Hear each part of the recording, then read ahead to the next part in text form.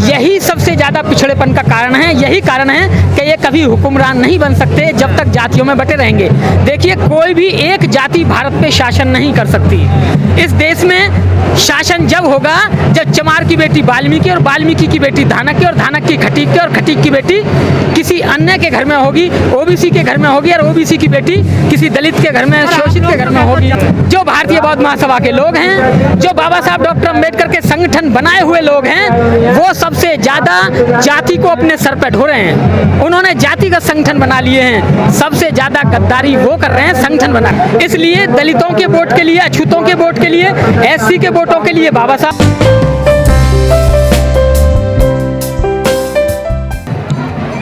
साहब का उद्देश्य इस देश से जाति धर्म को उखाड़कर फेंकना था। उन्होंने कहा था कि यहाँ के धर्मों को बम से उड़ा देना चाहिए, उसी में ये सब कुछ लिखा हुआ है। और बाबा साहब ने जाति तोड़ने की बात कही थी, जाति खत्म करने की बात।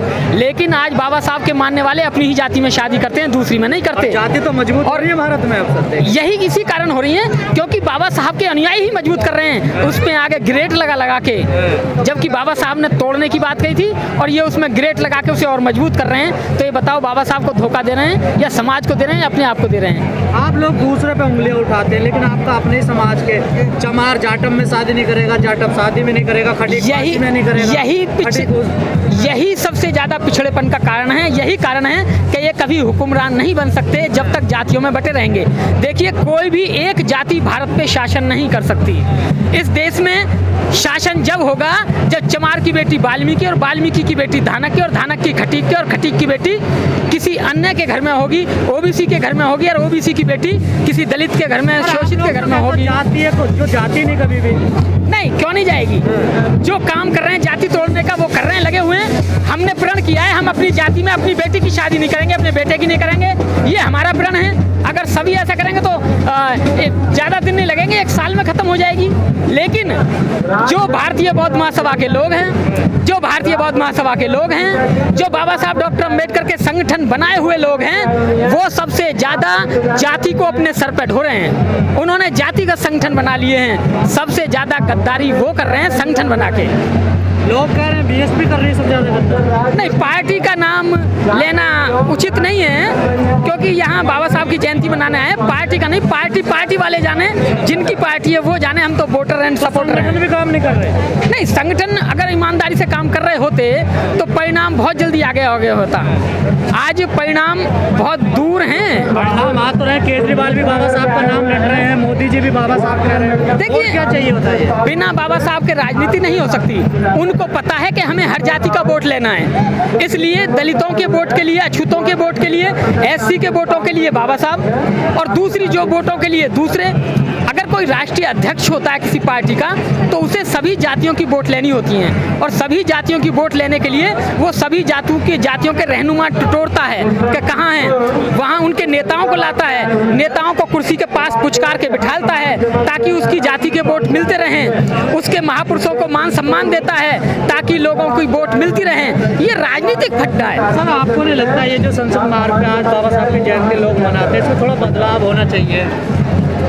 बदलाव की तो बहुत ज़रूरत है, बहुत ज़रूरत है। ये जो ढोल नगाड़े बजाते हैं, डांस करते हैं डीजे, इसके कोई मायने हैं क्या? देखिए, वैसे तो ये खुशी का वो है पल, ये उनकी अपनी खुशी है। कोई ढोल पे नाच के, कोई घर पे नाच के, कोई कैसे, ये वो अपनी खुशी। उनके विचारों पे बात होनी चाहिए, खुशी इजहार। देखिए, विचारों पे चलना तो रोजाना का काम है, लेकिन जिस दिन किसी महापुरुष की जयंती होती है उस दिन नए कपड़े पहनना, अच्छे कपड़े पहनना, सफ़ेद कपड़े पहनना, घर में पकवान बनाना, लोगों को खिलाना, ये एक अपने उत्सव को मनाने का तरीका है। इस तरीके से उत्सव मनाया जाता है। जैसे दिवाली होली मनाई जाती है। नहीं, ईद भी मनाई जाती है। आप होली दिवाली क्यों ले रहे हैं? ईद को क्यों नहीं कह रहे हैं? हाँ, ईद भी मनाई जाती है। ईद भी, और ईसा मसीह का जो जन्म बड़ा दिन होता है उसको क्यों नहीं कहते हैं?